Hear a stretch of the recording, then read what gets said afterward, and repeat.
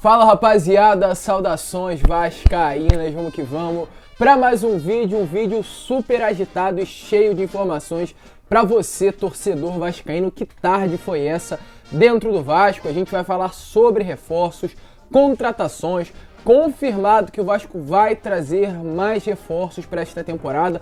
A gente vai, é claro, trazer detalhes do que está acontecendo para você. Vamos falar também sobre Juninho Pernambucano. O Reizinho deixou bem claro que quer voltar ao Vasco da Gama. Vamos informar detalhes, desse possível retorno a você, torcedor vascaíno, e também falar sobre muitas outras situações, assuntos importantíssimos que aconteceram nesta tarde de quinta-feira. É claro, você, torcedor do Vasco, não pode perder. Então, se está chegando aqui pela primeira vez ao nosso vídeo, ao nosso canal, se inscreva aqui embaixo, ajude. A gente quer muito chegar a 64 mil inscritos e para isso precisamos da sua ajuda. Você está no Fala Gigante, o segundo vídeo da quinta-feira. Deixe também o seu like aqui embaixo. Vamos tentar chegar aí na meta dos 1000 likes, 1000 joinhas, porque vai ajudar demais para que esse vídeo possa vir a ser recomendado pela plataforma. Tranquilo, rapaziada? E é claro, deixa aí o seu comentário se você acha que cabe o retorno do Juninho Pernambucano ao Gigante da Colina. Eu faço questão de responder a cada um de vocês. Mas vamos lá, sem muita enrolação, falar logo do Vasco. Eu já quero iniciar trazendo informações sobre um conflito que aconteceu nesta noite de quarta-feira, na cerimônia de concessão do título de benemérito ao grande e maior ídolo do Vasco da Gama, Roberto Dinamite. O ocorrido foi que há no Vasco da Gama, principalmente na atual diretoria do clube, várias chapas. O Vasco é dividido em chapas políticas. Na chapa da diretoria atual, no caso na diretoria atual, tem pessoas, tem presidentes de poderes da Mais Vasco, da Confraria Vasco, como por exemplo também da Desenvolve Vasco. Atualmente quem faz parte dessa chapa é o Adriano Mendes e o presidente do Conselho Deliberativo, Carlos Fonseca. E ontem, nesta cerimônia de concessão do título ao Roberto Dinamite, não tiveram presentes aí nenhum membro da chapa Desenvolve Vasco na cerimônia. Nem o VP de Finanças, Adriano Mendes, e muito menos o presidente do Conselho Deliberativo, Carlos Fonseca. O que com certeza não caiu bem, pois é nítido que para Mais Vasco chegar ao poder, no caso com o presidente Jorge Salgado, foi necessário a união da Desenvolve Vasco, da Confraria Vasco e de outras chapas políticas. E ontem não esteve presente nenhum membro da Desenvolve Vasco.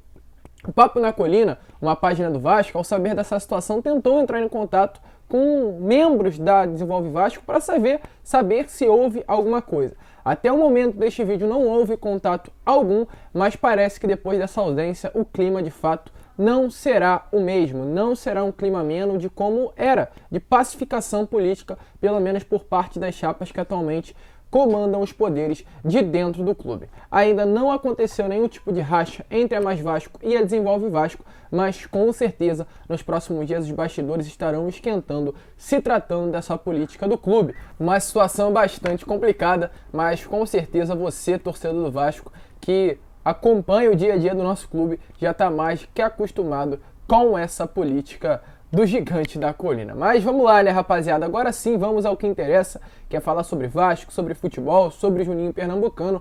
E um assunto interessante é sobre reforços, contratações. O Vasco se mexeu demais neste início de temporada.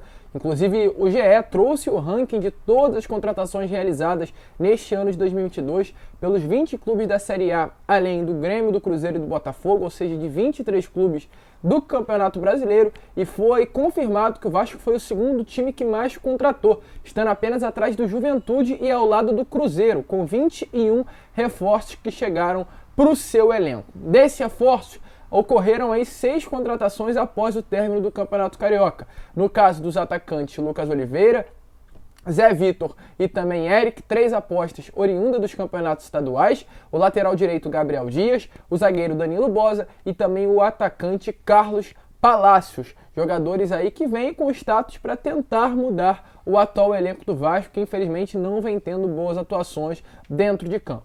A próxima janela de transferência será apenas em julho. Para quem não sabe, a janela fechou, Teve aí um prazo até esta última terça-feira e agora o Vasco só poderá contratar jogadores que estão livres no mercado ou atletas que saiam dos seus clubes atuais, se desvinculem judicialmente, como por exemplo, caso haja, algum problema de pagamento de salário e o atleta resolva entrar ali na justiça para conseguir a rescisão contratual. dessa maneira que o Vasco poderá contratar um jogador. Fora isso, apenas a partir de julho, no caso entre os dias 18 de julho e 15 de agosto, período em que abrirá a segunda janela do futebol brasileiro. Então, por enquanto, há uma preocupação com relação a esse atual elenco. Mas ontem, o presidente atual do Vasco, Jorge Salgado, deixou bem claro que mesmo essa primeira janela tendo se encerrado, o Vasco ainda está de olho ao mercado.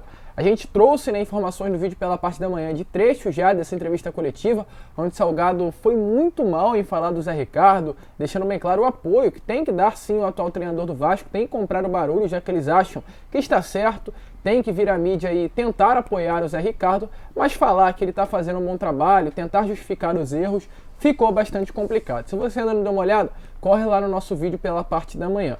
Porém, além do treinador do Vasco, o Jorge Salgado também comentou sobre contratações, falou sobre reforços e deixou bem claro, como a gente já informou, que mesmo que a janela tenha fechado, o Vasco segue olhando o mercado, segue buscando oportunidade e antes mesmo de abrir a janela de transferências lá no dia 18 de julho, o Vasco já pode estar com algumas contratações acertadas. Ele diz o seguinte, abre aspas, continuamos monitorando mesmo com o fechamento da janela.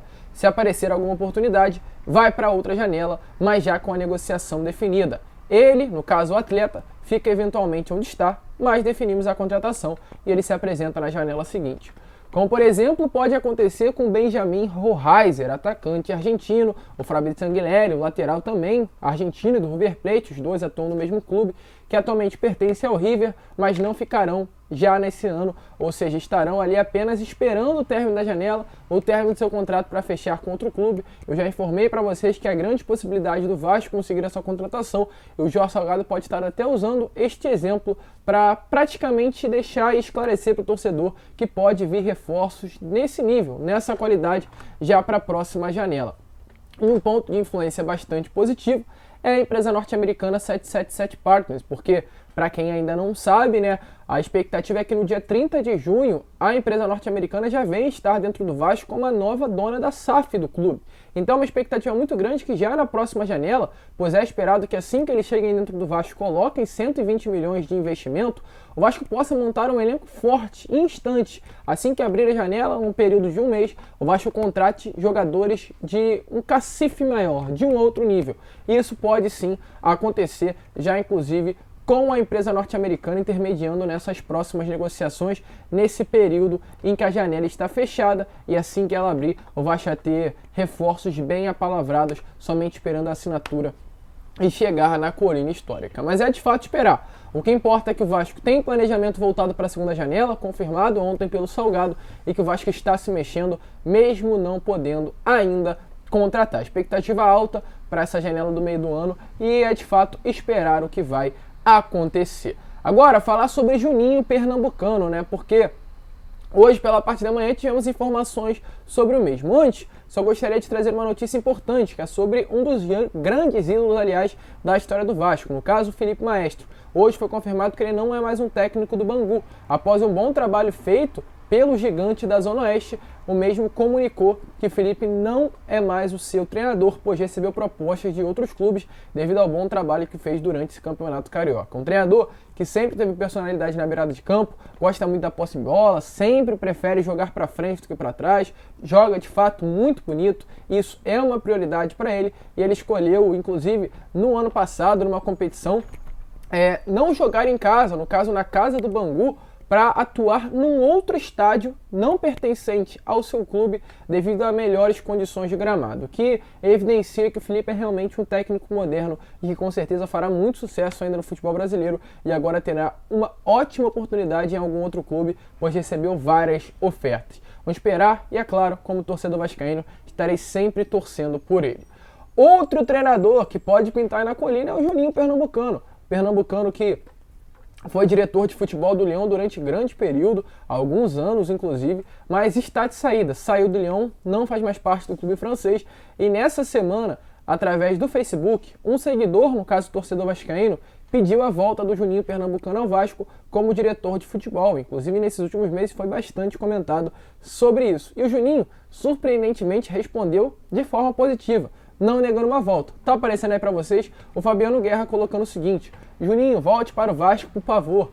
faça na administração o que sempre fez em campo. Precisamos de você, meu rei. E o Juninho respondeu da seguinte forma: Fabiano Guerra, estou estudando agora para aprimorar o conhecimento. Em breve, quem sabe, quero ser treinador agora. Torça por isso. Então deixou aí bem claro, em breve, quem sabe, ele não pode estar voltando aí como treinador, mas diretamente no Vasco da Gama. Então o 777, olha com bons olhos, sinceramente. Eu acho que o Juninho é um cara super competente, um profissional que estuda muito, sabe muito de futebol, tem um conhecimento além do normal e seria importante ter um ídolo como ele, que é um dos maiores da história do Vasco, mesmo não tendo reconhecimento quanto a isso, na beirada de campo ali, guiando, né, e comandando os nossos atletas. Eu gosto muito dessa ideia, é uma ideia bastante positiva na minha opinião. Por enquanto segue estudando, a expectativa é que no meio do ano ele já possa estar sim ali, né, com bastante qualidade, com bastante conhecimento para começar a iniciar nessa carreira. E vamos esperar, vamos aguardar. Eu acho sim que caso o 777 venha entrar, dificilmente Zé Ricardo permanece no poder de treinador, no cargo de treinador do Vasco. A gente viu isso acontecer no Botafogo, assim que o John Textor orientou. O Chamusca, né, não lembro, Anderson Moreira, que era o treinador do Botafogo, acabou caindo. Então isso é algo normal que acontece em SAF. A mudança de pensamento, a mudança de posicionamento da marca no mercado. E, infelizmente, mesmo que o Zé Ricardo faça um bom trabalho, dificilmente quando a empresa norte-americana entrar, ele vai permanecer no cargo de treinador. E quem sabe, com a sua saída, o Juninho não possa chegar. Vamos esperar, eu quero saber a sua opinião. Acha que cabe? Não cabe? Deixe aqui nos comentários, eu faço questão de responder a cada um de vocês. Esse foi o vídeo, rapaziada. Se curtiram, se inscrevam, deixem seu like, compartilhem. E é claro, à noite, 10h30, retornaremos com mais conteúdo. Grande abraço a todos, vamos que vamos, fiquem com Deus. E como eu sempre falo, saudações vascaínas.